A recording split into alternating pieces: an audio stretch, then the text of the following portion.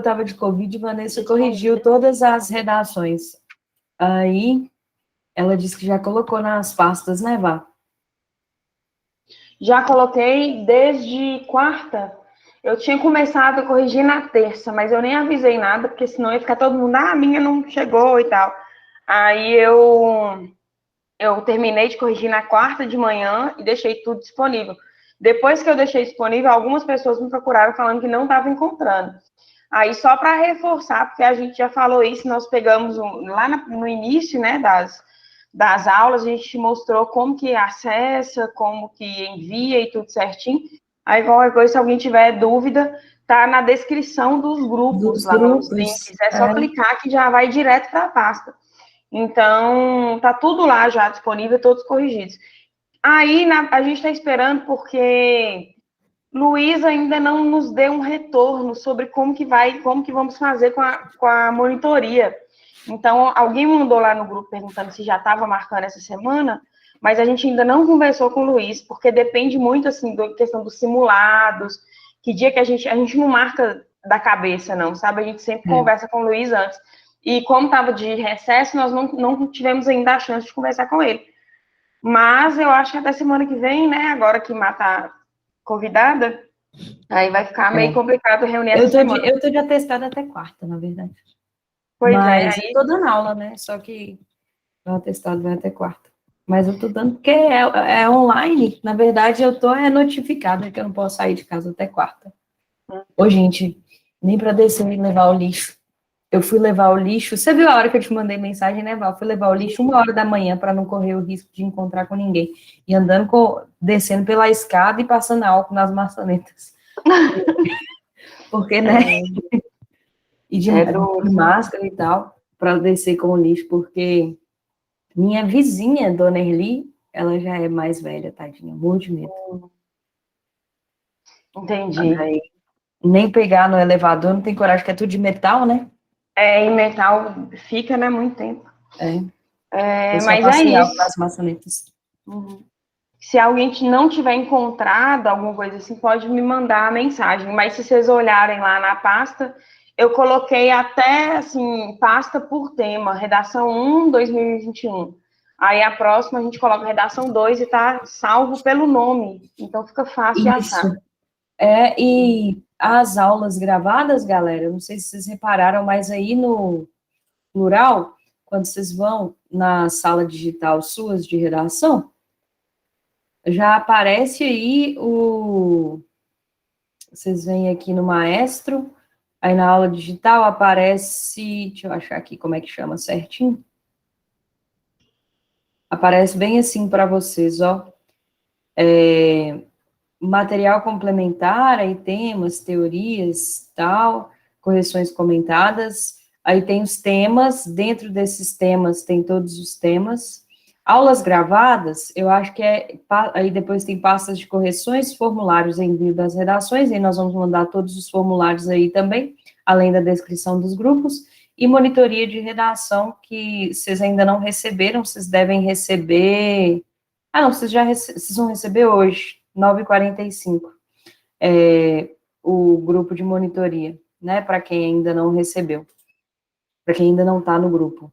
E aí, nessa parte de aulas gravadas, vocês vão no link, aí tem a pasta, e na pasta tem duas pastas. Tem uma pasta de aulas gravadas e outra de materiais.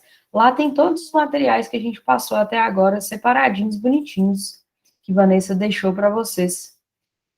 E no material, das correções, no Drive também tem. Eu estou colocando no Drive também, para se alguém achar mais fácil localizar, porque no plural tá tudo lá no Drive. Aí no Drive está separado de slides e temas. Aí pode encontrar lá também. Então, assim, eu acho que tá bem fácil de vocês acharem as coisas, sabe? Você já fez o segundo formulário, Vá? Já tá nos grupos, já Então, tá fixo lá. Eu vou mandar ele no plural também, para quem não fez. Tranquilo? Então, vamos começar a parte de hoje, nós vamos falar dos desenvolvimentos, tá? Na semana passada nós falamos algumas formas, né? 5 formas de falar de fazer a introdução. Tá tranquila a introdução, galera? Tem que ter contextualização. tema, né, barra problematização e tese. É muito importante que vocês já deixem na introdução a utilização das palavras-chave. O corretor, a primeira coisa que ele faz no Enem é procurar se seu texto, ele abordou, né, ele teve abordagem completa. Então, é muito importante que na introdução você já entre com as palavras-chave, porque isso já garante 120 no mínimo lá na competência 2.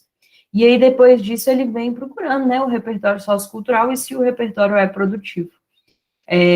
Outra coisa muito importante que é utilizada como parâmetro para a competência 2 é o fato de você não ter parágrafos embrionários. O que são parágrafos embrionários? São aqueles parágrafos muito curtinhos. Então, eu ainda não vi as redações suas, que como eu falei, Vani, que corrigiu essas.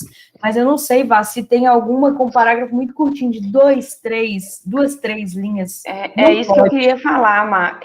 Essa aula vai ser importante para quem está chegando agora, porque, assim, eu sei que tem aí os meninos que já estão há um pouco mais de tempo, que já tiveram essas aulas, né? Por exemplo, a gente tem Mariana, tem Ana Realina, tem Matheus, eles já fazem o texto bem estruturado. Então, para eles, essa parte pode até ser, assim, dispensável, porque para eles é melhor treinar temas, né? E fazer mais escrita. Mas muitos dos alunos que estão chegando agora, e eu observei isso nessa primeira correção, mesmo que não tenha todo mundo feito, né? Muita gente deixou de fazer, mas eu observei nessa primeira correção que os textos ainda estão desorganizados. Então, tem texto que está completamente desorganizado. As ideias estão colocadas, eu imagino que da forma como elas estão vindo, né? Na cabeça, na hora que a pessoa lê o tema e tudo mais. Então, é importante que vocês peguem bem essa aula, porque essa organização, ela faz toda a diferença para todas as competências, porque no final das contas, ela passa pelas outras competências, todas, por exemplo, a competência 2, né, com a estrutura do texto dissertativo, a 3 com a organização e a seleção das ideias e tudo, e a 4 com o uso dos conectivos. Todas as 3 competências, elas vão passar por isso que a gente vai passar a partir da aula de hoje. Então, quem está com problema de organização, alguns eu deixei o recado, coloquei para ir na monitoria. Quem está com problema de organização, essa aula, a aula passada, né, que era a introdução, e essa aula tem que ajudar nisso aí. E aí, para afinar as questões de organização, a monitoria, quando a gente começar a marcar, é que vai, né, resolver definitivamente. Então, é bom, Márcia, ter falado isso, porque muita gente está com esse problema, assim. Eu reparei só, assim, que quem já era nosso aluno, quem já estudou redação por um tempo um pouco maior, já tem um texto mais organizado, mas tem gente que nunca estudou, que está começando agora, que saiu do terceiro ano sem uma base mais profunda e tudo. Então, nesse caso, a gente está tendo problema, assim. Então, é bom, essa aula vai ajudar. E quando você tem parágrafo embrionário, quando você tem um parágrafo embrionário, por mais que você tenha repertório sociocultural pertinente e produtivo, você fica na competência 3, né? Você fica no nível 3 na competência 2. Porque lá, para você ir para a competência 4, você não pode ter nenhum parágrafo embrionário, que é esse parágrafo que é bem curtinho e que geralmente ele fica, como a Vanessa falou aí, desorganizado. Então, evitem isso, gente, de fazer parágrafos com uma frase só, principalmente se ele for curtinho. Porque se seu texto tiver só isso, você vai ficar com 2, nível 2, né, que é 40. Ou, desculpa, 80. Então, fica de olho nisso, e aí a gente vai falar mais ou menos de como organizar o desenvolvimento. Então, a introdução, ela vai ser de 3 períodos, né, 2 ou 3 períodos, ou seja, 2 ou 3 pontos finais, isso é muito importante, tá? Todo parágrafo seu tem que ter, no mínimo, 2 pontos finais. Por quê, Má? Porque se você tiver parágrafo frasal na competência 4, você não passa de 120, tá? Então, é importante que você não tenha parágrafos frasais. E aí, você precisa organizar o seu texto em 3 ou 4 parágrafos. A gente vai falar para vocês fazerem 4. Então, vai ser um parágrafo de introdução, tá? 2 parágrafos de desenvolvimento, que a gente vai chamar de D1 e D2. Mas por que tem que ser assim? Porque outra coisa que você vai ter lá como um dos critérios de avaliação é a presença a ausência, né? A não presença de monobloco. O que é monobloco? São textos feitos em um parágrafo só. Às vezes o aluno vai falando, ele até faz as 3 partes do texto certinho, mas faz tudo em um parágrafo só. Se você tiver monobloco, o seu texto fica com 40 na competência 4. Então, você tem que ter muito cuidado com isso. Então, fazer 4 parágrafos bonitinhos. Um de introdução, um de conclusão e 2 de desenvolvimento. Já falamos da introdução, vamos falar da conclusão daqui 2 aulas, porque semana que vem nós ainda vamos estar no desenvolvimento. E aí, agora a gente vai falar do desenvolvimento para o Enem. Tá dando para ver aí bonitinho? Tá. O desenvolvimento, geralmente, ele vai ser responsável pela sua competência 3. Não só ele, tá? Quem é responsável pela competência 3 é o desenvolvimento e a conclusão. Mas a conclusão, ela só influencia. O desenvolvimento, ele é o maior responsável pela competência 3. Dentro dele, você precisa ter essas 3 questões resolvidas. E na aula que vem, nós vamos falar do terror de todas as pessoas que não conseguem fechar a competência 3, que são as lacunas argumentativas. Então, na aula que vem, não percam o próximo episódio, nós vamos falar apenas de lacunas argumentativas, tipo, como tirar totalmente as lacunas argumentativas do seu texto.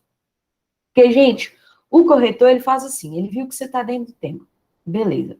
Aí ele já vai olhar, então, se você tem repertório sociocultural. Beleza, tem. O repertório, aí ele não sabe se o repertório é produtivo. Isso aí tudo ele vê bater no olho. Bater o olho já sabe que tem a abordagem completa, porque usou as palavras-chave, e tem repertório, porque o repertório fica bem visível no texto do Enem. Então ele vai falar, beleza, agora deixa eu ver a competência 3 e deixa eu ver se esse repertório é produtivo. Aí, para isso, ele começa a ler seu texto, e ele vai ler seu texto fazendo perguntas. Essas perguntas, elas vão ser para responder esses 3 quesitos aqui, ó. Primeiro, você tem projeto de texto? Seu projeto de texto é bom? É um projeto de texto estratégico?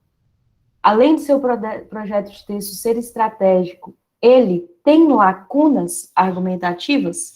Aí, para ele não ter lacunas argumentativas, ele precisa disso aqui, ó.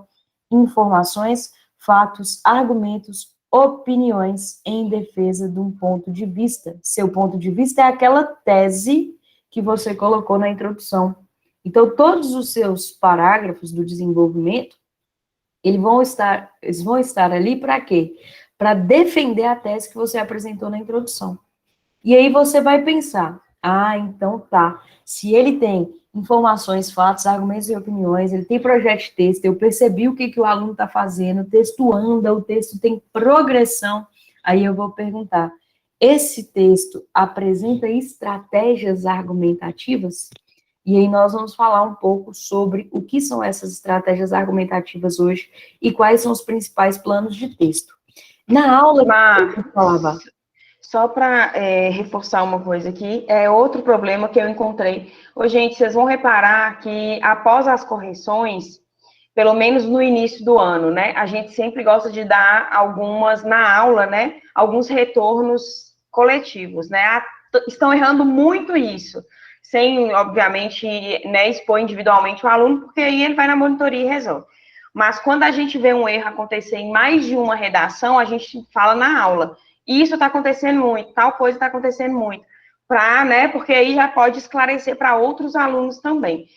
Mas a questão do uso das palavras-chave é muito importante, tem muita gente errando, inclusive gente que já escreve há mais tempo. Esse é um erro que aparece não só entre quem, né, assim, está começando agora, é um erro que aparece com muita frequência. A gente tem que lembrar que a redação, ela tem uma unidade de sentido, né, que conduz o texto da introdução até a conclusão. Essa unidade de sentido, ela está representada pelo uso de determinadas palavras, que são as palavras-chave do tema, né, ou palavras que estão dentro do mesmo campo semântico. Então, a gente sempre lembra daquele tema lá de 2018, da manipulação. Você não precisava usar essas mesmas palavras do recorte do tema, inclusive não é nem bom, né, usar integralmente o recorte do tema, é bom usar sinônimos e tudo, mas aí o que acontecia? O aluno esquecia totalmente, faz a introdução, usa as palavras-chave bonitinho, porque aprendeu a estrutura de introdução, e esquece completamente de falar do tema no desenvolvimento e volta na conclusão. Não usa as palavras-chave, vai falando de assuntos paralelos. Ô, gente, Então, aí não passa de 3, do nível 3, não passa de 120 na competência 3, nem a pau. não passa não, nem a pau. A gente vai Você dar pode sempre até esses garantir 120 os 200 na na 2. 2, mas você não passa de 120 na 3, nem a pau. Pois é, então tem gente fazendo isso, assim, textos que costumam ser bons e que aparece de vez em quando, assim, um parágrafo inteiro, 2 parágrafos inteiros, sem mencionar o tema, falando de assuntos paralelos. Então, assim, tem que ir em cima do tema. O máximo que você pode fazer é, por exemplo, se você for fazer uma estrutura de causa e consequência, ao falar das causas no D1, você fala mais do assunto do que do tema, e depois chegar no tema, no final do parágrafo ali, para relacionar ao D2, mas não pode ficar sem mencionar essas palavras-chave. E, para isso, o uso de sinônimos, de pronomes, aí vai ter que ter essa variedade de vocabulário também. Mas está É acontecendo muito muito, viu, legal Mel? quando o aluno ele vai usando as palavras-chave ao longo dos parágrafos, né? Eu acho bonito. Acho Ele muito bonito. mantenha os parágrafos relacionados. Então, não é só fazer como cada parágrafo uma estrutura em separado, não. Ela tem que ter uma relação. E a relação são essas palavras. Quando você está lendo, você lembrar, já falou isso na introdução. Aí, quando você chega na conclusão e lê, você fala assim, ó, o desenvolvimento aprofundou isso. Então, essa relação, ela tem que ficar bem clara. E, para isso, tem que usar a palavra-chave. Não tem Eu como... acho muito bonito. Eu Quando ele gosto vai também. fazer essa... É até um recurso coesivo, né? É um recurso coesivo. Então, galera, nós vamos primeiro começar com o projeto de texto. Projeto de texto é critério obrigatório para você ganhar nota boa na competência 3, tá? Não achem vocês que a gente está tipo assim, essa é uma dica para você fazer uma boa redação. Não, isso é obrigatório. Se você não tiver projeto de texto, você não passa nem do nível 2, né, que é 80, na competência 3. Então, você tem que ter um projeto de texto, e esse projeto de texto, ele pode ter algumas falhas, muitas falhas, ou raras falhas, né? Então, pouquíssimas falhas que aí é você chegar ao nível 5, que é 200, que é o que o pessoal acha mais difícil da competência 3, né? E é muito difícil, gente, eu vou falar a verdade com vocês. É o lugar que a gente tem para não dar 1000, sabe? Exatamente. Eu não dei nem 1000 até hoje, né? A Daí eu gente se fico assim, apega... ai, gente, eu queria não dar 1000 nessa redação, porque eu não aguento mais ler sobre John Locke. Nossa, Val, não aguento. Ai, gente, Nem John esse tem Locke. que é a Constituição, o documento mais importante do Brasil, parará, parará. Aí, não aguento mais ler sobre o contrato social lá de John Locke. Aí eu Contrato social falo, de John em Locke. John Locke eu não Você vou sabe o que dar eu 200 acho? na 3. Aí eu dou Eu 100. acho que essa questão aí de John Locke, sinceramente, a gente sempre vai atrás e descobre de onde veio. E sempre tem um lugar que partiu essa ideia. Por exemplo, nos últimos 2 anos, na verdade, assim, nos últimos 3 anos, mais ou menos, o pessoal esqueceu um pouco mais de Bauman, sabe? Assim, não estão Você falando acha que... muito de Bauman, não. Mas eu vi muita redação com Bauman, viu? Muito engraçado. Pois é. Esses dias eu vi reparou? uma redação bem assim. De acordo com Bauman, as pessoas são líquidas, não são sólidas, são líquidas. É muito engraçado, eu ri, mas não As ri. pessoas, né? As pessoas Quer são, dizer, são Ô, líquidas, Vânia, não por sólidas. que eles estão colocando o John Locke? Eu também vi uma aluna me caçou, aí eu vi uma redação pois dele. é.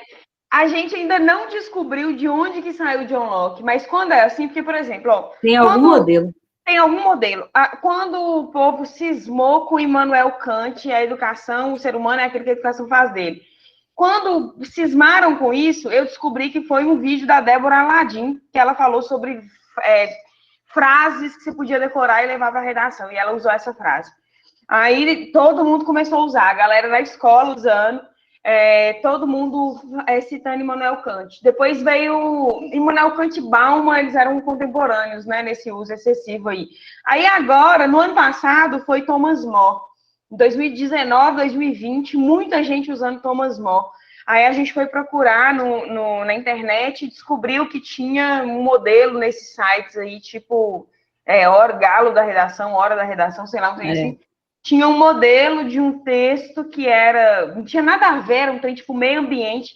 E o mais engraçado é que quando esse modelo estava circulando, usando, né, a utopia lá e tal, a nota dele não era boa, era tipo 760, era um texto ruim, e no próprio site tinha a pontuação da nota do texto, né? 720, 760.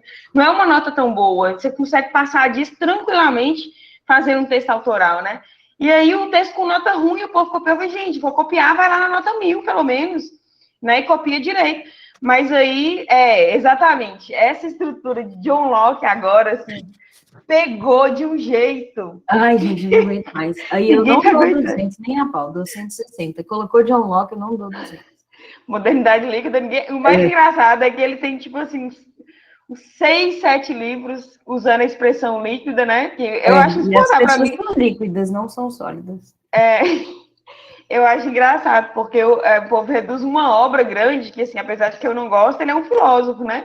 Eu acho meio autoajuda, assim, mas eu não, sei lá, não gosto Não, muito, não. sim, mas ele tem Mas algumas tem coisas coisas muito bonitas. legais, e Ele tem umas né? teorias muito bonitas. Eu, particularmente, não tenho nada contra o Bauman, né? Até porque, se você for levar em Não, consideração, assim, todo filósofo, na verdade, as pessoas acabam...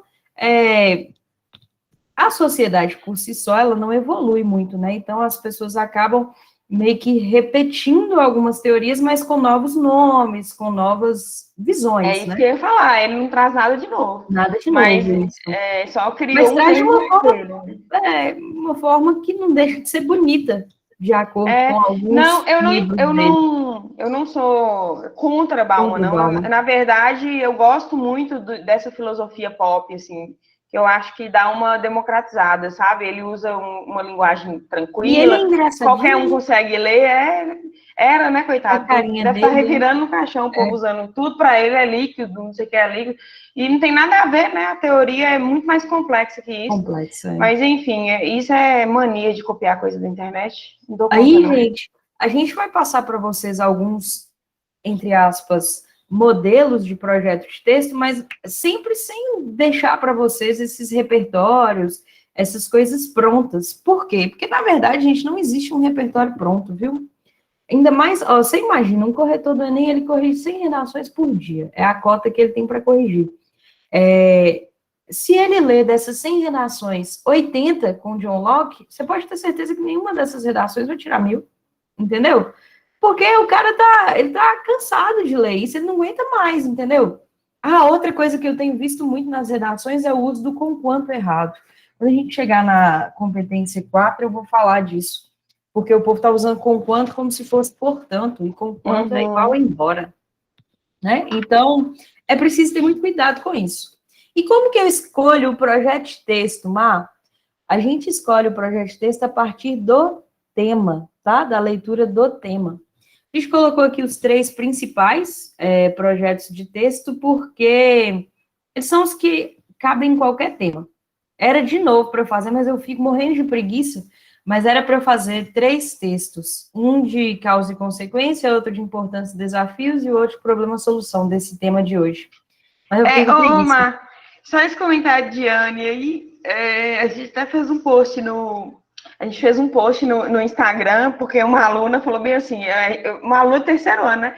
A gente estava comentando na aula que, né, eu no caso, estava comentando na aula que gravar modelo pronto é muito ruim, porque a autoria vai embora, a gente não consegue enxergar a autoria, né? O texto fica engessado, aquela coisa chata de ler e tudo mais, e isso não é bom, não vai tirar uma nota máxima, uma nota muito elevada com texto assim. Aí ela falou assim, gente, em vez de vocês copiarem frases, lembra do Fiuk passando vergonha na televisão, né? Porque as frases dele são todas decoradas, né? E aí essa parte eu lembrei também que tem a Lumena, né? Essa parte aí das palavras complicadas demais. É igualzinho, você imagina a Lumena conversando e você fazer um texto com tantas palavras difíceis, é exatamente daquele jeito. Então a gente faz isso, não. Faz um textinho bonitinho, palavras simples, limpo, fácil de ler, que qualquer um entende, porque facilita, é caricato, facilita para você tirar uma nota boa, porque o corretor, tendo facilidade de ler, é muito mais provável que ele te dê uma nota alta se ele ler sem se enganchar em nenhuma parte do texto. É uma leitura só e a nota já vem um pouco mais alta, né? Se tiver clareza e tudo mais. Gente, Isso é muito verdade, viu? O texto fica muito engraçado com essas palavras. É igual imbróglio, gente. Imbróglio é fulcral para resolver esse imbróglio. E aí chega lá embaixo, tudo escrito tipo, tudo com erro, sabe? De ortografia. Não, a pessoa escreve. Uma pessoa que usa imbróglio pode errar, né? Escrever, sei lá, aflige, aí escreve aflige. Escreve imbróglio e depois aflige. Aí, então, tem essas coisas. Então, não fiquem tentando. A nossa dica é essa, sabe? É um texto mais simples e melhor mesmo de ler, é mais gostoso, sabe? Não, o vocabulário não é assim. Quando tem esse uso de palavras muito, muito difíceis, o vocabulário não é assim. Porque tem palavra difícil usada no sentido errado, tem palavra fácil, grafada de maneira incorreta. Então, se a gente vê um texto com uma palavra muito difícil e no mesmo texto uma palavra muito simples, grafada errada, você já sabe que tem alguma coisa ali que não encaixou. Tá errado, não tem como. Algo de muito errado não está certo. Aí, a gente tem aqui o causa e consequência. Eu acho que é o que Vanessa mais usa. Né, Vá? Depende do tema. Eu gosto muito de importância e desafios. Mas tem tema que cabe muito causa e consequência. Tem o tema desse ano mesmo, coach. E para o nosso tema, que é bem parecido com o desse ano, também cabe. Então, geralmente, ele é utilizado em textos, em temas com palavras, efeitos, consequências, implicações, por exemplo, estigmas, tabus, porque quando você tem estigma e tabu, você tem algo que é meio que um preconceito, ou seja, você tem a causa, que é o preconceito, e as consequências disso é o que você vai falar, né, quais, por exemplo, a falta de tratamento e tudo mais, a falta de informação. Então, você vai apresentar aí em temas que apresentam essas palavras. Como que você faz? No desenvolvimento 1, você apresenta duas causas. Por que duas? Porque 1 é pouco, 2 é bom, 3 é demais. É tipo isso, entendeu? 2 é bom por quê? Porque você não vai apresentar só uma causa, porque nada se resume a uma única causa. E fica meio simplista a forma como a gente faz se a gente coloca só uma causa. E 3, você tem que lembrar que você tem 30 linhas só. Então, se você fizer 3, você não vai conseguir desenvolver as 3 sem deixar lacuna. Então, 2 é um número mágico, tá? E no desenvolvimento 2, você vai apresentar as consequências diretas dessas causas. A palavra-chave aqui, ó, é consequências diretas, tá?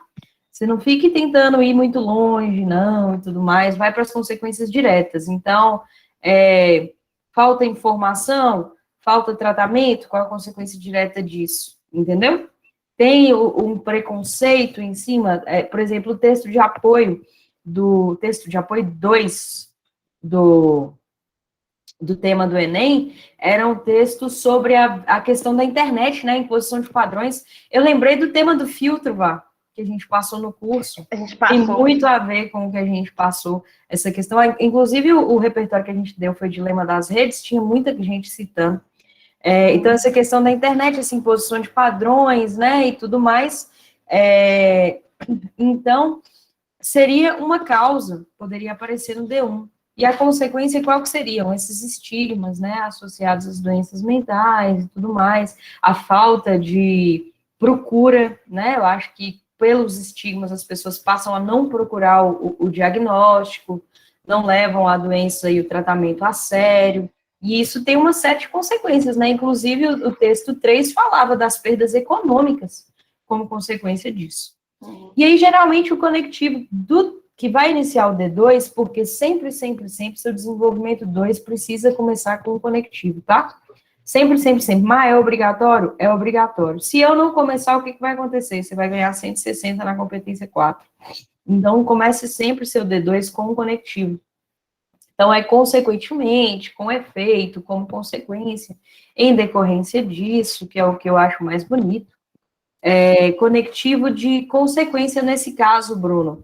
Geralmente, nesse texto de causa e consequência, no D2 você vai apresentar as consequências. Então, você apresenta, no início do D2, um desses conectivos, entendeu? Consequentemente, com efeito, como consequência, em decorrência disso. Tranquilo? Ele tem que lembrar que esse conectivo, Bruno, vai ser específico para cada estratégia argumentativa. Então, esses que Mar falou servem para texto de causa e consequência, porque aí D1 você vai apresentar as causas. Operador argumentativo. Argumentativo. Então, você vai relacionar o uso a escolha do conectivo ao uso da estratégia. Então, você tem que pensar, eu vou usar causa e consequência, então sempre, sempre, sempre eu vou usar no D2, na estrutura de causa e consequência, um desses conectivos que estão aí. Consequentemente, com efeito, como consequência, em decorrência disso. Então, para as outras estratégias, vão ter conectivos também que são adequados, que dá para usar para cada um. Igual a importância dos desafios, tem esses aí, que é o contrário, né? O D1 você vai falar por que aquele assunto é importante, o que tem de relevante relacionado àquilo, e o que impede que aquela situação seja superada ou que determinado ponto positivo seja colocado em prática. Então, quais são os desafios enfrentados? Aí a ideia de oposição. Mas esses materiais a gente manda tudo também, dá para vocês irem fazer uma tabelinha e ir gravando e tudo, que é bem tranquilo. E a manha, galera, é ler o tema e já pensar na estratégia, sabe? Você vê aqui, por exemplo, tema que tem a palavra importância, função, democratização, universalização, você já vai, dá para fazer importância e desafios. Então, você já vai fazendo. Eu acho bonito também. Eu gosto muito dele, mas eu gosto também muito do problema-solução. Eu acho tão bonito o problema-solução. Apesar de que nesse tema do Enem, eu acho que problema-solução não ia caber muito bem nesse último tema. Caberia, porque, por exemplo, poderia citar o Setembro Amarelo. Campanhas e tal, aí daria. Mas eu acho que não ficaria tão bonito, porque os textos de apoio meio que não levavam para isso, né? Não, era mais não tinha nenhuma lei, consequência. Não tinha nenhuma lei, se você fosse pensar. Quando então, tem lei, campanha, peça publicitária, aí dá. Então, a manha mesmo é ler o tema e ler os textos de apoio, gente. O Enem, ele é uma mãe, sabe? Eu vou falar a verdade com vocês, ele é uma mãe, não tem jeito. Ele te dá tudo prontinho, entendeu? Esse ano ele foi mais mãe ainda, porque ele foi justo, eu achei que ele foi justo. Tentou ser mais justo nesse sistema tão desigual que a gente teve e tão acentuado, né? Tão acentuada a desigualdade durante a pandemia. E eu achei bonito isso, achei bonito. A FGV, que é quem faz a prova, ela frisou muito isso, né? Essa necessidade de tentar fazer uma prova mais acessível para quem não teve aula durante todo o ano. Mas então, se você pensar, o próprio tema... o próprio tema foi super acessível. Assim, é lógico que tem gente que nunca ouviu falar e tudo mais, tem gente que não se preparou. O que eu acho mais difícil do tema foi a palavra estigma, que foi o que o povo não entendeu. A palavra estigma. Eu acho que isso realmente deu um pouco de Podia ter sido alguns preconceitos. Mas aí ia ser muito melhor. mais fácil, né? Mas só que o texto de apoio definia, né? O texto de apoio explicava o que é estigma. Então, assim, mesmo que seja uma palavra difícil, a leitura do texto de apoio iria esclarecer, com certeza, mas tem gente que pega o tema e não lê com calma o texto de apoio, já vai direto para o rascunho. Quando isso acontece, você corre o risco de perder uma parte grande do tema ali e deixar a desejar. Que o tema era assim, a depressão, ela deixa estigmas, ou seja, ela deixa marcas irreversíveis, como, por exemplo, a questão da... trauma, essas coisas. Aí a pessoa tangenciou, né? Porque o estigma era a forma negativa como a doença era tratada. E não é quem está depressivo, é como as pessoas tratam quem é depressivo. Essa questão do trauma é algo muito individual, ele não está no plano social. Não é algo assim que as pessoas veem dessa forma, as pessoas tratam dessa forma, as políticas públicas abordam dessa forma. O tema ia mais para esse lado. Mas quando você fala de marcas e de traumas, você está falando de um âmbito individual, não coletivo. E o Enem tem essa pegada mais para o coletivo. Não vai pegar uma coisa que é muito específica do indivíduo, não, né? Pode afetar o indivíduo e tudo mais, mas tem uma proposta que é coletiva. Isso. E aí, como o Vani falou, no D1 você vai falar dos benefícios, porque você tem que falar da importância, né? Ou seja, quais são os benefícios que aquele tema traz, né? Por exemplo, a importância do turismo. Aí, o turismo doméstico como forma de aumentar a economia do Brasil. Então, olha lá, no D1 você vai falar da importância do turismo doméstico. E no D2 você vai contrapor essa importância, né, os benefícios dela à realidade. Então, você vai falar que há poucos investimentos e tudo mais, a importância da ciência, a importância da vacina e tudo mais, são temas muito discutidos, né? Então, geralmente, o conectivo que vai iniciar o D2, como eu falei com vocês que é obrigatório, ele tem valor de oposição. Então, ou é entretanto, por outro lado, é muito bonito também, em contrapartida, eu acho muito bonito. No entanto, são os conectivos que vão iniciar o D2. E, por último, problema-solução, que geralmente é utilizado em temas com palavras que tem palavras como caminhos para, medidas para, alternativas para, como combater, ou que tem no texto de apoio alguma lei, algum programa do governo já voltado para resolver aquilo, tá? Aí no desenvolvimento 1 você vai expor o problema, você vai apresentar geralmente as causas e as consequências, e no desenvolvimento 2 você vai apresentar as medidas já tomadas. Eu coloquei aqui que você pode começar no D2 com o conectivo de ideia de continuidade, mas pode ser também de contraposição, né? Você pode colocar, no entanto, diante desse contexto, ou para diminuir, esses casos já foram criadas, tá? Aí vai depender apesar da existência desse problema, entretanto, isso. Apesar da persistência desse problema, algumas medidas já tentaram amenizar, etc e tal. Isso. Então, os dois cabem. A ideia de consequência passa muito aquela mensagem, assim, de que algo já está sendo feito e tudo. Eu nunca consigo falar da solução sem entrar na minha conclusão. Pois é, esse é um problema, Rosa, você que falou aí, é uma coisa importante para a maioria. Esse é o problema desse tipo de estratégia. Muita gente faz o quê? Transforma o texto praticamente inteiro em uma proposta de intervenção. Então, o cuidado que vocês têm que ter é o seguinte, na hora de falar das soluções aí no D2, façam uma crítica, abordem temas, soluções, medidas, leis, já programas criadas. Que já foram criadas e explique por que isso não resolveu o problema. Então, por exemplo, no tema lá da violência contra a mulher, caberia perfeitamente esse tipo de estratégia. No D1, qual que é o problema, como que a violência contra a mulher se manifesta, etc. No D2, né, que é essa solução, quais as medidas já foram criadas? O texto de apoio trazia 2 leis, Lei Maria da Penha e Lei do Feminicídio. Aí você poderia falar das 2 leis, poderia trazer informações de fora também, às vezes alguma novela, algo que abordou o problema, alguma campanha que você viu na televisão, e explicar que essas medidas elas tentam amenizar o problema, mas encontram tais e tais desafios, por exemplo. A aplicação da Lei Maria da Penha, às vezes, ela não é eficiente, porque as mulheres têm medo de denunciar, não tem um preparo do pessoal das delegacias da mulher, né, em relação ao acolhimento à vítima, não tem delegacias 24 horas em número suficiente no país. Na época que caiu esse tema, só tinha uma delegacia da mulher 24 horas em São Paulo, que é uma cidade com quantos milhões de habitantes? 8 milhões, 10 milhões? Então, assim, não tem como pensar que isso, 12 milhões, eu tô, tipo assim, né, já tá vindo um censo novo, eu tô no censo anterior ainda.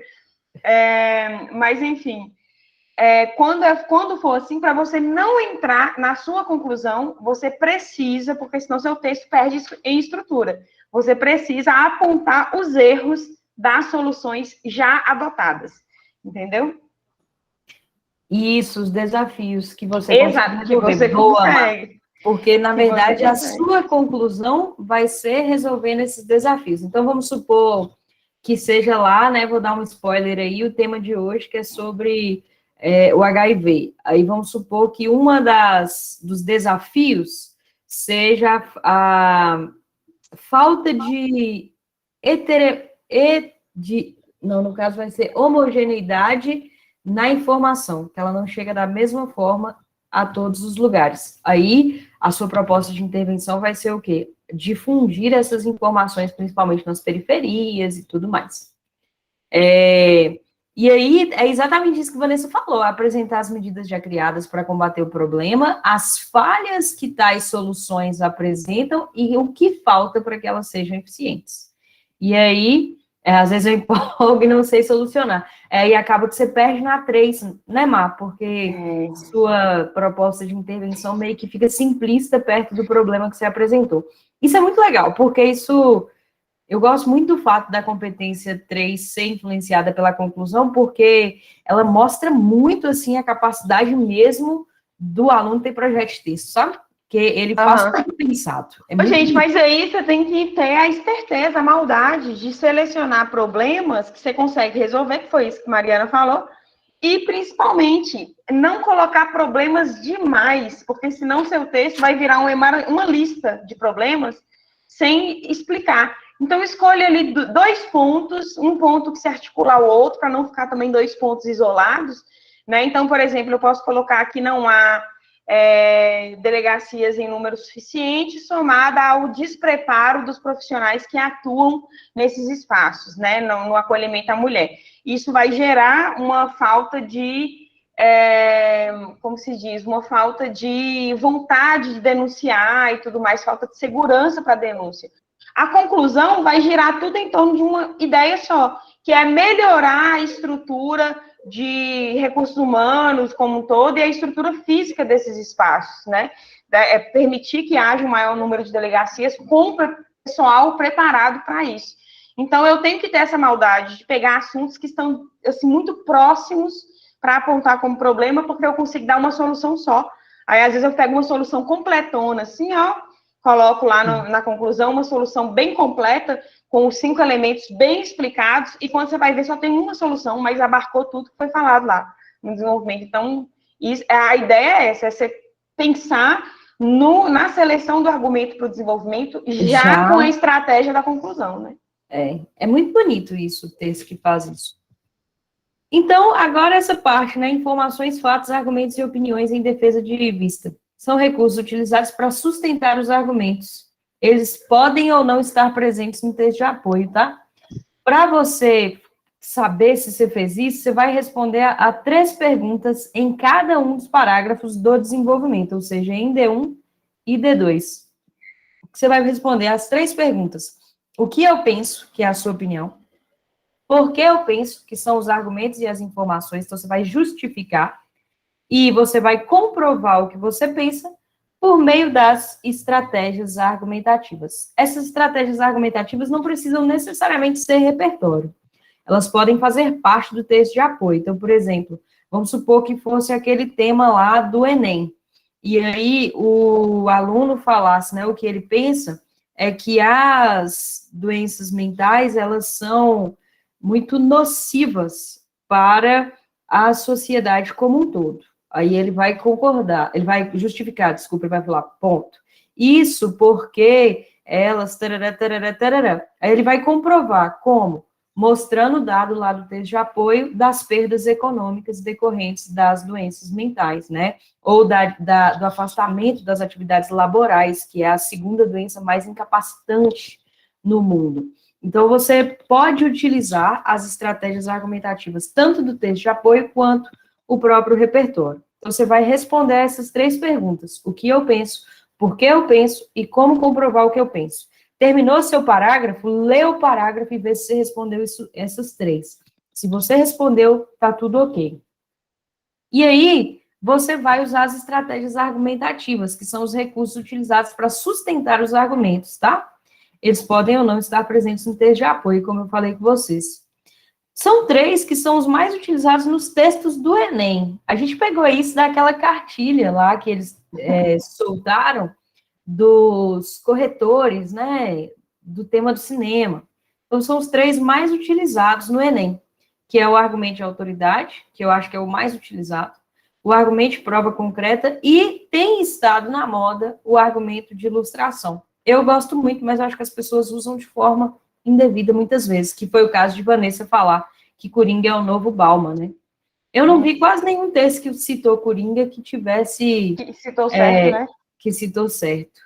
E aí, nós vamos dar alguns exemplos agora desses argumentos, dentro de parágrafos que seriam supostos parágrafos de desenvolvimento, sobre o tema de hoje, que é para meio que dar uma ideia para vocês de como fazer isso. Então, vocês podem ver aí eu e Vanessa de terno, né?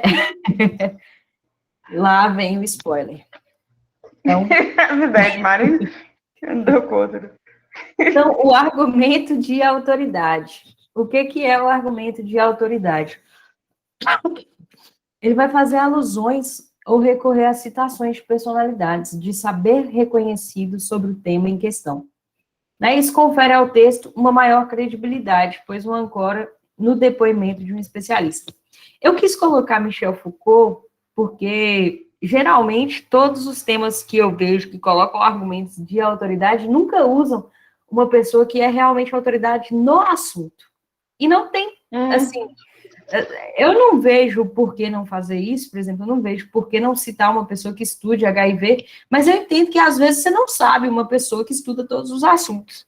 Então eu quis colocar esse exemplo aí, nós quisemos colocar esse exemplo aí pelo fato de que realmente, às vezes o conhecimento que você tem em filosofia pode ser utilizado de uma forma muito produtiva se você fizer, né, aquele amarramento, né, dentro da sua discussão. Por isso que a gente colocou aí de roxo as palavras do tema, tá vendo? Que vão aparecer. O tema, vocês vão ver que são os tabus associados não, relacionados, que a Vanessa colocou todas as palavras do tema do Enem, só que com... Só para ficar diferente. Então, os tabus em vez de estigmas, relacionados em vez de associados aos soropositivos no Brasil. Só mudou, só não mudou a parte do Brasil, que não tinha como, né? Não mudou, mas que ficou na sociedade brasileira. Na sociedade brasileira. Então, a gente colocou aí, ó, segundo Michel Foucault, nossa sociedade está fundamentada no ato da confissão. Para o filósofo francês, então essas partes de verde aí são alguns conectivos que vocês vão ver que a gente sempre precisa começar depois de ponto final com um conectivo. Não precisa necessariamente ser uma conjunção. Pode ser, como nesse caso aí, né, um hiperônimo, que é filósofo.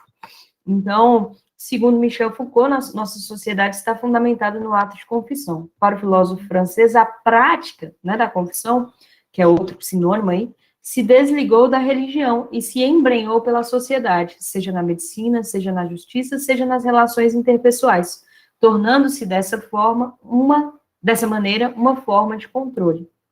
Diante desse contexto, criam-se no meio social alguns tabus. Olha aí a palavra-chave, tá vendo? Você trazendo para a discussão de Foucault, porque, primeiramente, essa ideia de Foucault não tem nada a ver com o tema.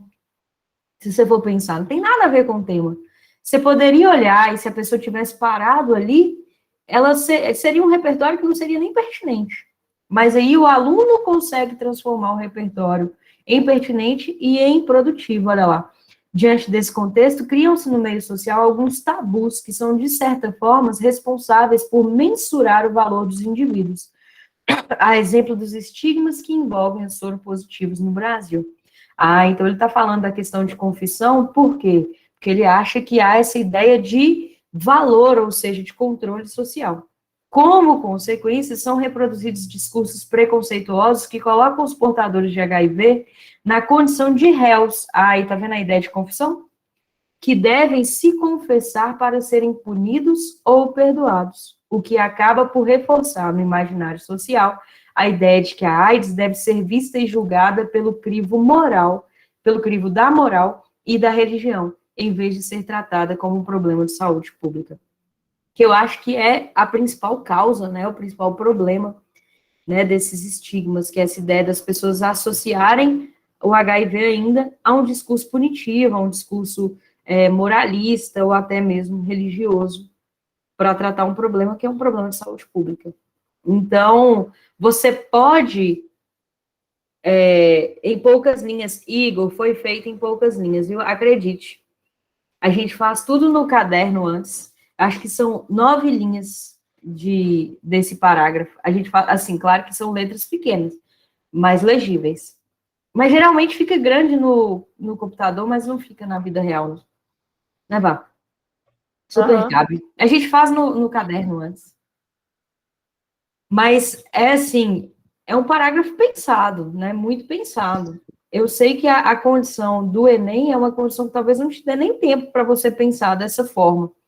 mas você vai treinando isso tanto que se torna meio que automático, né? Então, esse seria o argumento de autoridade. É a famosa citação, né? É a famosa citação. O argumento de prova concreta, eu acho que é um bom lugar para utilizar dados do texto de apoio, né? Então, trata-se do recurso que se baseia na apresentação de dados, que servem para comprovar a tese do denunciador, criando também efeito de sentido de evidência, de realidade. Esses dados extraídos na experiência concreta real estão presentes em fontes diversas, como levantamentos estatísticos, relatórios, pesquisas, etc. Esse parágrafo já ficou bem grande, sabe? Eu acho que dava para dividir ele em 2 parágrafos. Ou, pelo menos, tirar alguma parte.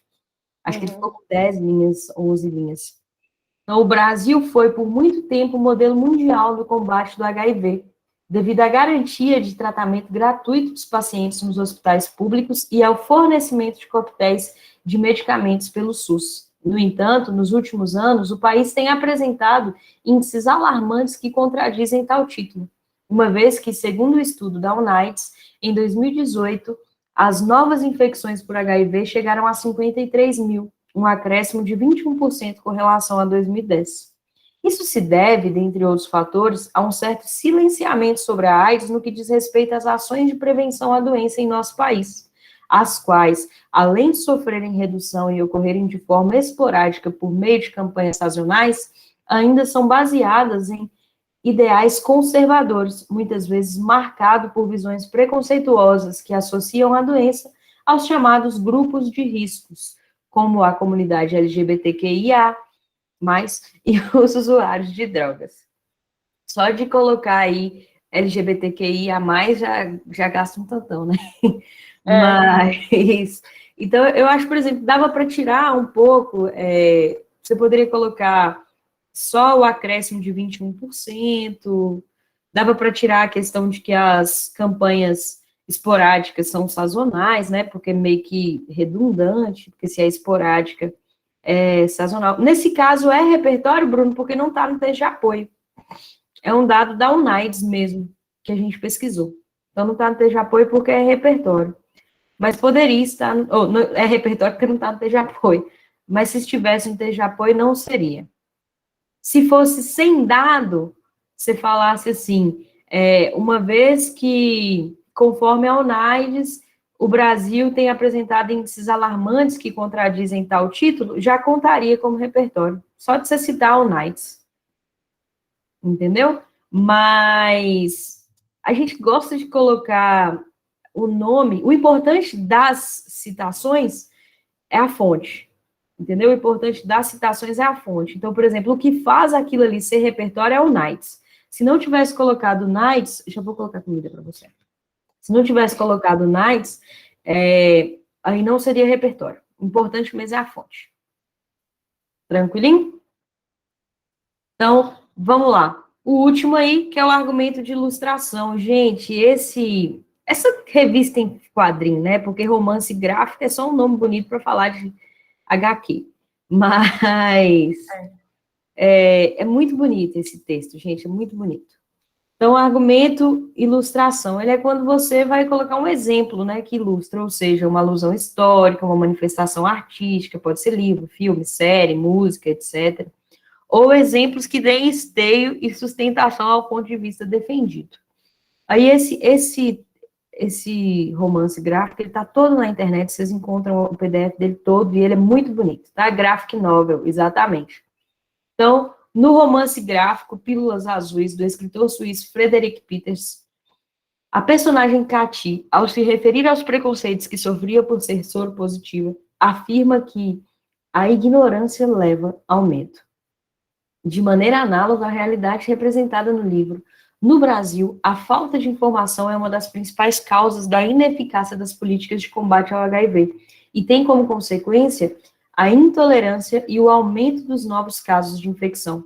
Tal fato é decorrente da representação que se fez, principalmente nas décadas de 70 e 80, do indivíduo doente de AIDS, a qual ajudou a formar no imaginário social estereótipos como peste gay, ou doença de usuários de drogas injetáveis. Esses estigmas, além de serem uma manifestação de violência simbólica dirigida a determinados grupos sociais, afastam as pessoas de um diagnóstico mais precoce, pois muitos ainda acreditam que só os grupos de riscos clássicos estão ameaçados, o que leva a um alto índice de diagnóstico tardio em nosso país, cerca de 30%, conforme a OMS.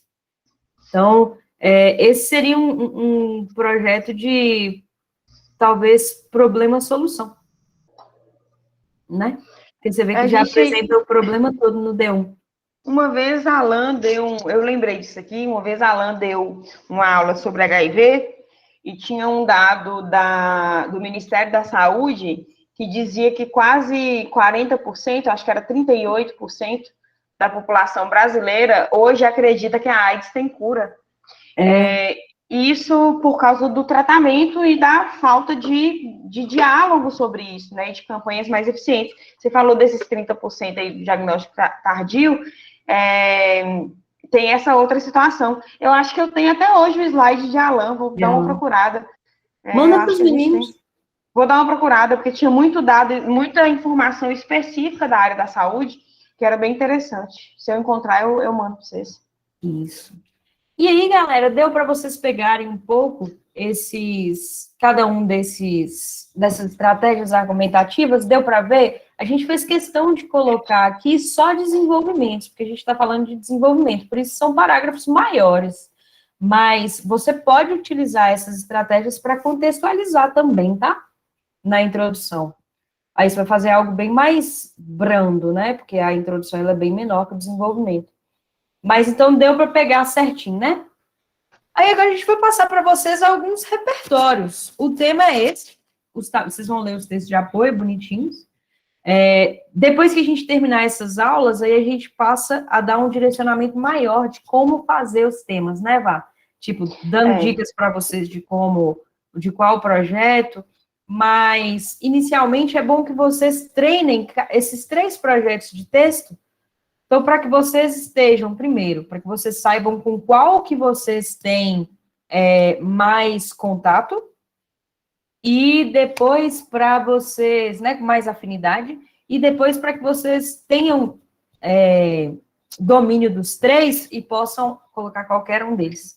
Alice, outra coisa, Mar. Pode falar. Não, eu ia falar o seguinte, aproveitem esse início de ano, essas primeiras redações, para irem arriscando e tentando, né, formas diferentes de escrever e tal. Porque aí depois, quando a gente chegar lá para o segundo semestre e tudo, o ideal é você já estar com uma estratégia definida, né, ou mais de uma, mas já ter criado um estilo aí para a escrita, porque chega no segundo semestre e você vai ter que treinar no simulado aquilo que você faz no dia a dia para chegar no dia do Enem e fazer exatamente a mesma coisa e não ficar mudando de estratégia. Esse arriscar e mudar de estratégia, testar novas possibilidades, tem que ser agora. No início do ano é o momento de errar mesmo e de fazer.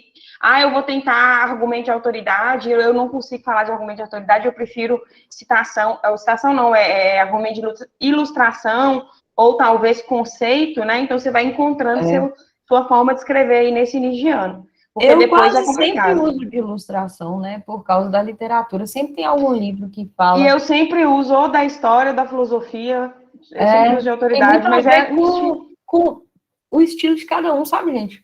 E o importante é você saber eu vou falar com vocês o segredo da redação. Você quer saber qual que é o segredo mesmo para você tirar a nota 1000? Chama competência linguística. É isso, é competência linguística. Às vezes o cara pode citar as mesmas coisas numa redação e tirar 1000, e outra pessoa citar as mesmíssimas coisas e tirar 720. Eu falo desse exemplo de John Locke, da Constituição, eu vi redações que tiraram 920, porque perderam ponto na competência 4 e na competência 3, né, por causa de algumas lacunas, e redações que tiraram 720, porque a pessoa não tinha a mesma competência linguística. E aí, é isso. O que tira você lá do 720 para o 920, 960 e o 1000 é a competência linguística. E como que eu consigo chegar à competência linguística? Vá, a partir da prática de escrita e de leitura. Não tem jeito. É o que faz. É igual a Vanessa fala, às vezes você nem precisa saber as regras, mas você lê tanto que você passa a escrever bem. Você sabe que aquela vírgula está ali. Você não sabe por quê, mas você sabe que ela tem que estar ali. Então, é muito, muito, muito isso de competência linguística. A Alice falou dessa questão de associar os leprosos. Sim, eu vi muitos artigos que faziam essas comparações, não só com a lepra, mas com todas essas doenças que foram estigmatizadas, né? As doenças que geralmente surgem, entre aspas, sem cura. Aí você não precisa nem ir lá para a França na lepra, viu, Alice? Você pode vir para cá no coronavírus, né? Que foi associada aos chineses, que foi uma questão muito voltada, né? Muito utilizada para a própria xenofobia. Então, você não precisa ir muito longe. Todas essas doenças que surgem, entre aspas, sem uma explicação, ela acaba trazendo isso.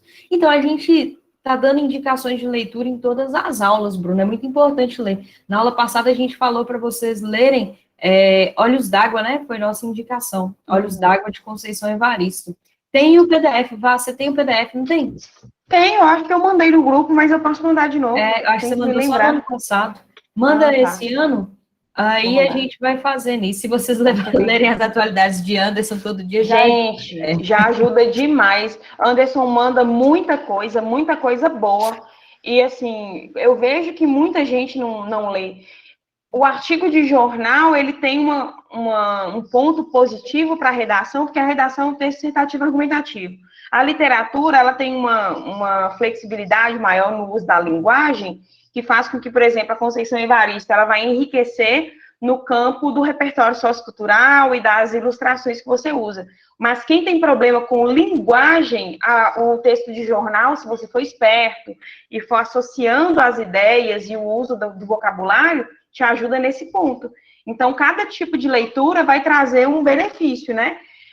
Quando a gente fala assim, não precisa ficar lendo, a gente sabe do tempo que vocês têm, né? Que não é um tempo não tem tanta disponibilidade para uma leitura mais frequente. Então, vocês podem pegar, a Marina falou de Conceição Evaristo, esse livro, ele é fininho, bem fininho mesmo, tem 15 contos, cada conto tem 4 ou 5 páginas, você pode ler, assim, 2 por semana e ficar um mês lendo esse livro, apesar de que eu duvido que você vai fazer isso, porque o livro é muito bom, muito fácil de ler. Muito gostoso. Muito gostoso de ler, você lê no sentado. Então, você pega aí livro de crônica e lê uma crônica por dia antes de dormir, lê um pouco na hora do almoço, que isso vai te ajudar muito na questão do vocabulário. Outro livro que foi muito citado no tema das doenças mentais e que é muito fácil de ler é aquele da Sociedade do Cansaço. Eu vi muita gente citando. Facílimo, eu também já mandei ele nos grupos uma vez. Posso mandar de novo? A gente pode mandar ele hoje. E o de Conceição Evaristo. E aí o tema, então, tabus relacionados aos soropositivos na sociedade brasileira. A gente vai passar para vocês alguns repertórios, são só umas dicas, tá?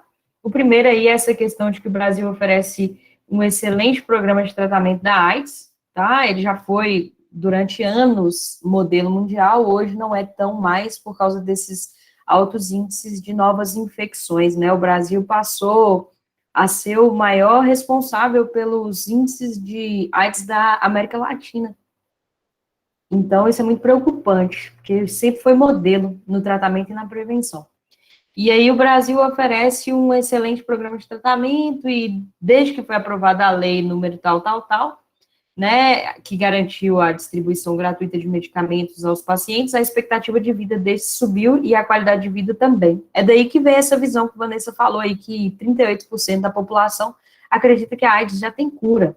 Não é que a AIDS tem cura, é que o tratamento, ele consegue, inclusive, fazer com que as pessoas que são portadores de HIV não tenham a AIDS, né? É porque a diferença de ser portador do HIV e manifestar a doença. Isso, cancelaram, né? Teve um desmonte nessa última gestão pública aí, dos testes da AIDS no SUS. Mas as pessoas estão entrando contra isso, viu, Isa? Então, pode ser que, inclusive, essa questão do Consiga dezembro reverter. vermelho ganhou muita força esse ano, exatamente por causa disso, por causa dessa ideia de cancelamento dos testes da AIDS pelo SUS. E aí, eles fizeram uma campanha muito grande, fizeram aplicativos até para que você agendasse o teste de forma anônima. Então, a sociedade, principalmente, né, os grupos de médicos especialistas nessa área, eles foram bem incisivos nesse combate a esse processo aí de desmonte, que é o mesmo que está acontecendo com o desmonte das políticas públicas voltadas às doenças mentais, né? Mentais, é ótimo. Mentais. Então, nós temos aí também o Dezembro Vermelho, que é o mês de conscientização de combate à AIDS, né? A vida é mais forte que a AIDS. Uma das maiores pautas do mês de Dezembro de Vermelho foi a questão do preconceito. Foi a questão do preconceito. Outra pauta que ganhou muita força no ano passado, no mês do Dezembro Vermelho, foi a questão da AIDS como uma forma de reforçar o racismo. Como você pensa isso, Mar? É difícil, mas não é associado aos grupos LGBT e tal, mas no último censo, o perfil das pessoas com AIDS, ele mostrou muito que a AIDS é uma doença que, na verdade, atinge muito mais os grupos de negros. Não pelo fato deles serem negros, claro que a AIDS não vai chegar, é negro, então... É negro, é branco.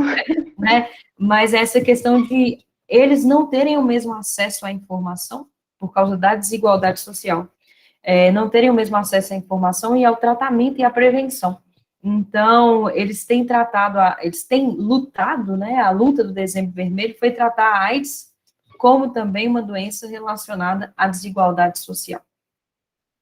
E é algo muito óbvio, né, assim, Filadélfia é um dos meus filmes preferidos. Questão genética, Davidson, eu não vi eu li muito artigo e muita dissertação e tese sobre isso, e eu não vi nenhuma relação com questão genética, não. O que a gente tem, é claro, é que a mãe grávida, se ela não fizer o tratamento, ela passa para o bebê. Mas há possibilidades hoje, inclusive das gestantes, não passarem mais para os bebês. Há tratamentos, tipos de prevenção para que isso... Gente, o próprio tratamento antirretroviral e somado com o pré-natal faz com que a transmissão de gestante para o feto, né, assim, não aconteça. É muito, muito comum. Alguns países já conseguiram praticamente erradicar essa transmissão a partir de um tratamento de base e tudo, né, de uma medicina preventiva. Aí entra na questão da medicina preventiva. O Brasil tinha conseguido. O problema do Brasil não é o controle, né, são as novas infecções. Davis, eu vi um artigo falando sobre isso, que não falava nem dos países nórdicos, né, em geral. Ele falava, na verdade, daquela ideia da AIDS no início, ela ser a doença dos 5Hs, que é homossexuais, prostitutas, pessoas que têm doenças no sangue, e aí um deles eram os haitianos, e aí falava dessa questão de outros países, entre aspas, serem autoimunes e tudo mais, mas não há nenhuma comprovação. O artigo que eu vi, ele diz que ele é um artigo... Eu não entendi esse comentário de Davidson, eu não entendi não, como é que é? Países nórdicos, o quê? Eu não entendi. Para ele, ele está falando que tem alguns países nórdicos que, entre aspas, as pessoas têm a genética meio que autoimune. Mas aí eu vi realmente artigos que falam sobre isso, mas que não tem necessariamente uma comprovação. Inclusive, a ideia de que a cura da AIDS existe e as vacinas, eu acho que elas vêm desses estudos, entendeu? Mas não tem nenhuma comprovação, tanto que não tem a vacina em si. Mas eu não sei te falar direito, você teria que ver com o Alan, sabe, amor? Eu posso ver com ele.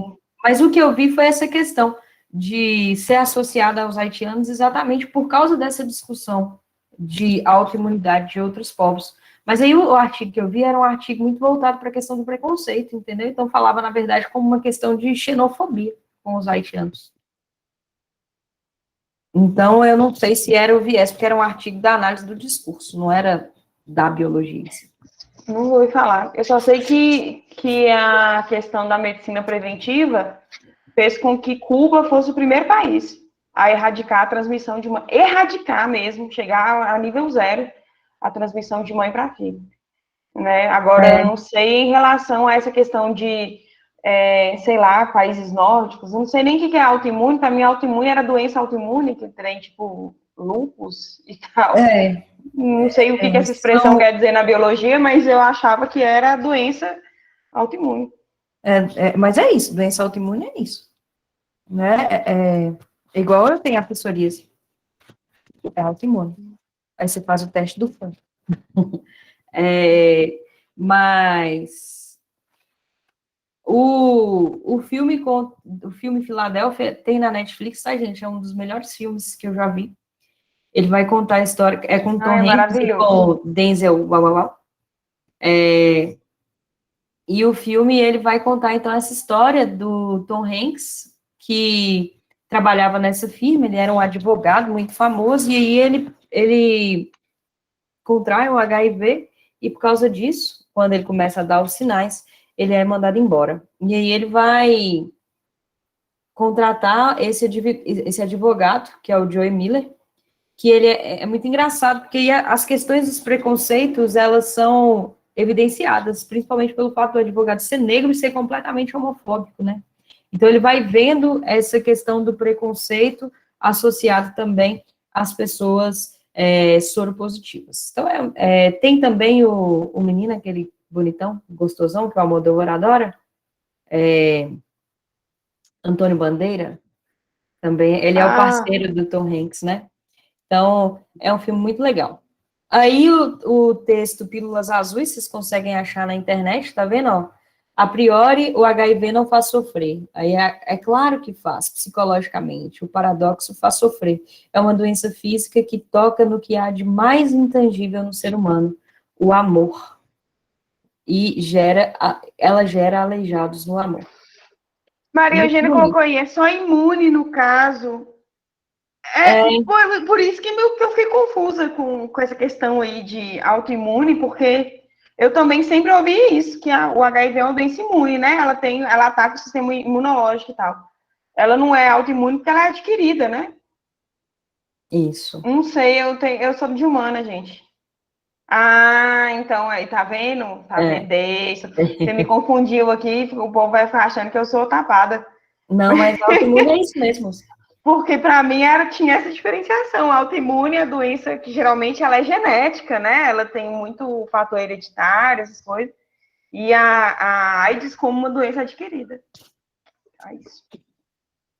Afinal, não se define uma pessoa em função de suas doenças. Elas conhecem você, gostam de você, é o principal. Ninguém precisa saber se você tem diabetes ou frieira nos pés. É uma questão, né? A AIDS, ela é vista como essa questão meio que punitória, né? Punitiva, meio que da moral e da religião, e não como uma doença. Porque se fosse vista como uma doença, não teria nada a ver. Aí tem Bohemian Rhapsody, que eu acho que todo mundo já viu, que é maravilhoso, né, e vai contar a história do Freddie Mercury. Cazuza, que também vai falar muito disso. O Cazuza, inclusive, a mãe do Cazuza, depois que o Cazuza morreu, criou um dos primeiros centros de apoio às pessoas soropositivas no Brasil. A instituição Cazuza é muito importante. E o Clube de Compras Dallas, que é um filme maravilhoso, que vocês deveriam assistir, que serve não só para esse tema, como para vários temas, né? A questão da indústria farmacêutica e tudo mais. Pode falar assim. Por um momento eu achei que esse cara fosse seu Madruga, mas tudo bem. Esse cara, o Bethel, ele fica muito magro, né? E mostra esse estigma. Porque hoje não é assim, gente. Hoje as pessoas com AIDS, elas não ficam nessa condição aí que o Tom Hanks vai estar, que o Matthew Cazuza mesmo. vai estar, o que o Cazuza... Televisionado, né? Fazia show, assim, numa situação... Cabe causa e consequência, sim, Bruno, cabe demais. Depois daquela viagem, né, foi um dos livros... É um livro infanto-juvenil, tá? Eu li esse livro na minha 7ª série, que hoje seria 6º ano, né? Seria sexto ano hoje? Não, quinta série que é sexto ano, né? Não, sexto ano, eu acho. Quinta série é sexto ano. Então, oitavo ano seria minha sétima série. Isso, seria hoje oitavo ano. É um livro brasileiro. Essa Valéria Piazza Polizzi, ela vai contar, né, como que ela aprendeu a viver com a AIDS. Ela perde a virgindade, ela conhece um cara num navio, numa viagem, por isso chama depois daquela viagem. Ela perde a virgindade para ele, e nisso ela pega HIV. Né? E aí ela conta sobre tudo, sobre como que ela descobriu, e é uma linguagem bem, é um livro infanto-juvenil, né? E eu acho que pode ser, inclusive, uma proposta, você pensar sobre a discussão a importância da discussão acerca disso nas escolas, né? E como essa discussão ela pode vir através de livros como o próprio HQ aqui, Pílulas Azuis, e livros desde a infância, como Depois daquela viagem, que é um livro infanto-juvenil. É bem legal. Eu tenho ele ainda, eu acho. Aqui são alguns artigos de jornais da década de 70 e 80, tá vendo? 84 aí. Olha só, gente, o povo de Sydney caça os gays por ter moral a AIDS. AIDS é castigo de Deus, porque bicho é uma raça desgraçada. Peste gay já apavora São Paulo. Peste gay é a epidemia do século. O pânico entre os homossexuais. Então, para vocês verem como a doença foi tratada durante décadas. Gente, não é distante da gente. Vanessa estava nascendo aí em 84, né, Vá? 86. 86. Mas eu passei ainda por essa situação. A minha época de escola ainda foi muito marcada pela questão da AIDS. Quando eu estava no ensino fundamental, na pré-escola, ensino fundamental, o tratamento ainda não era gratuito, né? O Brasil passou alguns anos lutando aí nos tribunais internacionais e tudo, para conseguir a quebra da patente do como é que chama? AZT, não sei se chama AZT, a medicação antirretroviral. Então, vocês sabiam disso? Foi o Brasil que conseguiu quebrar a patente e tornar o tratamento gratuito e disponibilizar pelo sistema público de saúde, aí no meio dos anos 90. Na época ainda não tinha, então a galera rica morria. Era um pavor por causa disso. Eu lembro da morte de Cazuza, eu lembro da morte de Teve uma... Renato Russo, e na época eles como referências, né, assim, de pessoas muito conhecidas, foi muito chocante ver isso. E a escola, ao longo dos anos 90, né, que foi o período que eu estudei, foi muito eficiente nesse sentido, porque ninguém tinha vergonha de falar sobre isso. A gente comentou sobre isso no tema da educação sexual no ano passado. Eu não sei o que aconteceu. Sinceramente, eu não consigo pensar o que levou a geração, que é a minha geração, que foi educada em cima de palestras o tempo todo na escola, trabalhos e ensinamentos em torno de educação sexual, a chegar hoje e não querer que os filhos tenham educação sexual na escola. Eu nunca vou entender isso, porque realmente isso era muito falado, sem a menor vergonha. Eu lembro de minha mãe ir comigo comprar camisinha na farmácia, porque eu tinha que apresentar um trabalho na escola. Na época eu estudava na escola normal ainda. Então, assim, era uma coisa muito falada, porque o medo da doença e de tudo que a doença representava, a falta de tratamento, etc., era muito maior do que qualquer tabu, né? E isso não, exatamente, a galera, exatamente, é por aí mesmo. Mas eu acho que é só hipocrisia mesmo, no final das contas. Enfim, a hipocrisia, né? Enfim, a hipocrisia, a hipocondria. No meu caso, é hipocondria. Aí, gente, como eu falei com vocês aí do Dezembro Vermelho, tá vendo? Foi muito voltada para a questão do estigma. A AIDS não tem cura, o estigma, a discriminação e o preconceito, sim, só depende da sua consciência. Então, esse ano, o Dezembro Vermelho foi todo voltado para essa questão. E aí, por último, né, esse documentário tem na Netflix, tá? Que vai fazer parte desse projeto que chama Precisamos Falar Sobre Isso. É muito legal, chama Carta para Além dos Muros, e ele vai fazer uma história da AIDS desde a década de 80 até hoje, né, depois de 30 anos, que muitos ainda enfrentam essa situação de medo, de insegurança e de exclusão. É um documentário bem legal, tem na Netflix, dá para vocês assistirem e pode ser citado. Tem aqui também falando sobre isso. E aí, aqui falando dos dados, da questão de a AIDS, né, ser hoje aproximadamente as pessoas com AIDS serem homossexuais, homens que fazem sexo com homens, que não necessariamente são homossexuais, né, Vanessa gosta de falar muito disso, desse povo que... Tá aí outra hipocrisia aí, né? O povo acha, não, primeiro, o povo acha que, né, a prática sexual, ela só acontece quando há uma declaração, né, de sexualidade. Mas a gente sabe que, por exemplo, se você for conversar com garotas de programa, principalmente, né, transexuais, vocês vão ver que, como dizem, né, o que rola é homem casado e tudo. Teve uma pesquisa uma vez da Unimontes, um grupo da assistência social lá, serviço social, do serviço social junto com aquele, como é que é o nome, Má, daquela ONG que tem aqui, que fala sobre AIDS? Teve uma enfermeira que trabalha nessa ONG que foi no colégio. Eu sei. Grapa, é grapa? Grapa. É porque são 2 As, né, eu acho, grapa. 2 As? Eu acho que é grapa mesmo. Eu acho que é grapa. Inclusive, teve uma pesquisa do pessoal do Serviço Social, junto com o pessoal do Grapa, para falar a respeito do alto índice de mulheres. Eu estava. Eu lembro que foi muito divertido essa palestra, foi engraçado. E aí teve na época que eu ainda estava na faculdade, né? Teve essa pesquisa para falar do alto índice de mulheres casadas em relacionamentos, né, ditos monogâmicos e que contraem AIDS e que procuram o Grapa de Montes Claros para ter um amparo e tudo, e participar das reuniões, etc., mas que contraíram AIDS dos maridos, né? E eu vou falar com vocês a questão da contração.